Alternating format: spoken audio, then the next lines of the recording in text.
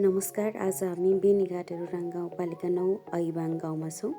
आज हामी ऐबाङ गाउँका स्थानीयको कुरा यहाँहरूलाई सुनाउनेछौँ, त्यहाँको समस्याको बारे। नमस्कार, मेरो नाम शर्मिला भारती, वडा नम्बर 9, ठाउँलाई 13 ऐबाङ भन्छ। तपाईँहरूको यो ठाउँमा चाहिँ खास गरी के समस्या छ? तपाईँहरूलाई कस्तो गाह्रो छ? समस्या चाहिँ बाटोकै समस्या। बाटोमा यसो सुत्केरीहरू गर्भवती महिलाहरू लिएर जाँदाखेरि टाढा पर्ने। मेरो नाम हो मेघनाथ भारती, रुराङ गाउँपालिका वार्ड नम्बर 9 ऐबाङ भन्ने ठाउँ हो। अब हाम्रो यहाँ कुल समस्या भनेकै समस्या धेरै छ यहाँ हाम्रो यहाँ। अब एकदम दुर्गम क्षेत्र पनि हाम्रो यो। अब बाटोको समस्या छ, हाम्रो यहाँ खानेपानीको समस्या छ। स्कुलको हालत यस्तो थियो, बल्ल बल्ल स्कुल चाहिँ अब एउटा यो डोनर संस्थाले बनाइदिनु भएको छ। त्यहाँ अहिले अब बाटोको ठुलो समस्या एकदम हाम्रो एकदम दुर्गमकै यो रुराङ गाउँपालिकाको अन्तिम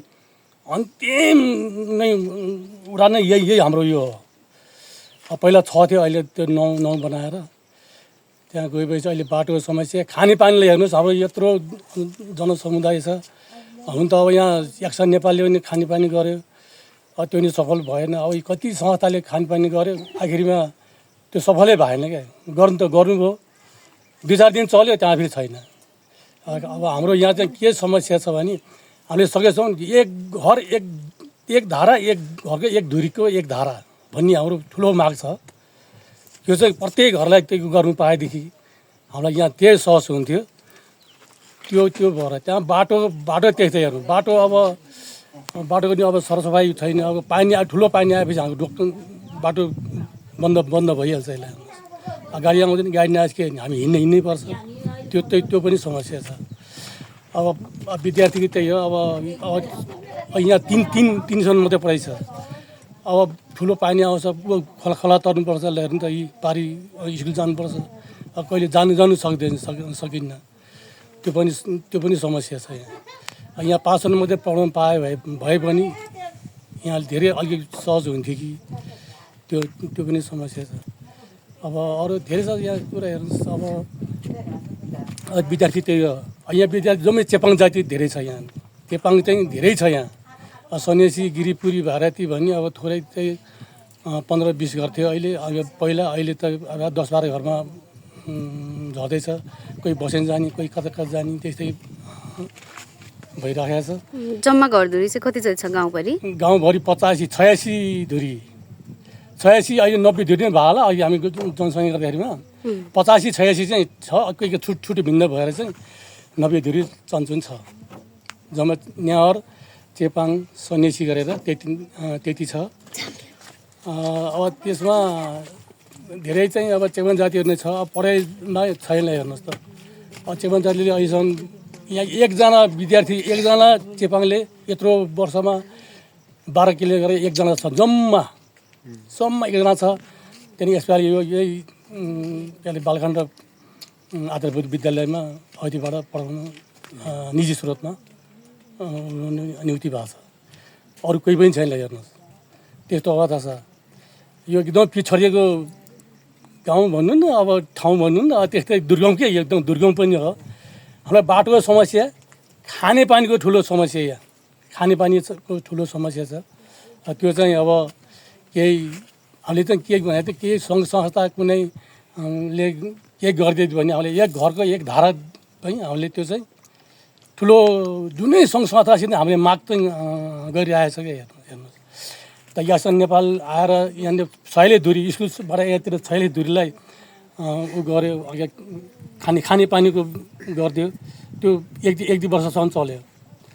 त्यो बेला व्यथा सङ्घको अध्यक्ष मै भएर चाहिँ चलाएर चाहिँ खानेपानी गऱ्यो। त्यो पनि अहिले अझ राम्रो भएको थियो। अहिले जम्मा 10-12 घरले खान्छ, त्यहाँबाट अहिले फेरि अरू छैन। मेरो नाम चाहिँ नारायण कुमार श्रेष्ठ। म धादिङ चरौदी बेनीघाट रोलाङ 7 को बोलेरो चालक हुँ र म ऐबाङको डाँडामा आइपुगेको छु। अहिले यो ऐबाङको डाँडामा आइपुग्नलाई धेरै कठिनाइ छ। बर्खाको बेलामा एकदम कठिनाइ छ। बाटोहरू एकदम बिग्रिएको छ। आउनु पनि धेरै समस्या, पानी परेन आउनु सकिँदैन।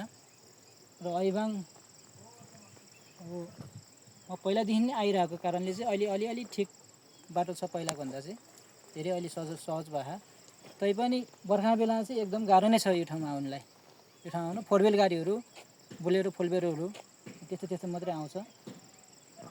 तपाईँले कस्तोसम्मको समस्या भोग्नु भएको छ यहाँ आउँदै गर्दा? मैले तपाईँले त आउँदै देख्नु गर्दा भएको चाहिँ छ। तपाईँको पहिला सुत्केरीहरू लिन आउँदा चाहिँ तपाईँको गाडी नै पल्टिनु खोज्ने कति सुत्केरीहरू त तपाईँको गाडीमै पाए पनि। अनि मैले उद्धार यसरी माग्दाखेरि पनि जेसिबीहरू आउन नसकेको कारणले मैले 10-15 जना गाउँबाट चाहिँ मान्छे डाकेर गाह्रो लाएर गाडीलाई उठाएर उचालेर त्यसरी मैले ल्याएको पनि छु, मैले लगेको पनि छु। मैले यो भन्दा 1 वर्ष अगाडि कुरो। नमस्कार, म दीर्घराज भट्टराई, जन्म तेह्रथुम, जिल्ला फेदाब गाउँपालिका। आज योगदान राष्ट्रको लागि संस्थाबाट बेनीघाट रोराङ गाउँपालिकामा एक घर एक प्राथमिक उपचार सम्बन्धी जनचेतना कार्यक्रम लिएर हामी चाहिँ यो ऐबाङ भन्ने ठाउँमा आइपुगेका छौँ। पक्कै पनि नेपाल एउटा भौगोलिक विकटता भएको मुलुक नै हो, त्यो कुरा तपाईँ हामी सबैलाई थाहा छ। त्यसमा पनि कतिपय त अब सहरतिर या तराईतिर बस्नुहुने महानुभावलाई थाहा नहुन सक्छ, एकदमै विकटता छ। यो ठाउँमा पनि हामी मेन राष्ट्रिय हाइवे जो महेन्द्र राजमार्गबाट करिब 2-2.5 घन्टा उकालो कच्ची रोड हिँडिसकेपछि यो ऐबाङ भन्ने ठाउँमा आइपुग्यो। त्यसै गरी यो पारिपट्टिको गाउँ पनि हामी जानुपर्ने थियो। अब यो चाहिँ कस्तो छ भने यहाँबाट तल गएर पारि जानलाई बाटो नभएर हामी फेरि पनि मेन हाइवे नै पुग्नुपर्ने भएको कारणले यस्ता विकटताहरू धेरै छन्। यसमा जस्तो यही ठाउँमा पनि अब यहाँ कसैलाई साह्रो गाह्रो पर्न सक्छ, स्वास्थ्य शिक्षा त्यस्ता कुराहरूमा पनि अब राज्यले चाहिँ एकदमै पहुँच पुर्याइदियोस् भन्ने पनि म चाहन्छु। किनभने नागरिकहरू जहाँ बस्नु भएको छ त्यहाँ एज अ ह्युमन बिङ मानवका नैसर्गिक अधिकार, स्वास्थ्य शिक्षाहरू यस्ता कुराहरूलाई चाहिँ यस्तै ठाउँमा पनि होइन गौरव लाग्छ। जस्तो त्यो पारिपट्टिको ठाउँमा मैले अहिले पनि यहाँ देखिरहेको छु एउटा स्कुल, त्यो माध्यमिक विद्यालय नै होला सायद। म पनि यहाँको यो ठाउँको त्यत्रो जानकार त होइन। जस्तै हामी एउटा चाहिँ के अरे यहाँ बालकाण्ड आधारभूत विद्यालय धादिङ बेनीघाट रोराङ यहाँ रहेछ, यहाँ हामी आइपुगेका छौँ। यहाँ भवन पनि निर्माण भइरहेको छ। तर समग्रमा अब जति अहिले रोड सञ्जाल पुगेको छ यो पनि गौरवको कुरा हो। तर सम्बन्धित निकायले यसलाई अझै पनि स्तरोन्नति गरेर अझै राम्रो खालको बाटोघाटोको व्यवस्था भइदियोस् भन्ने चाहन्छु।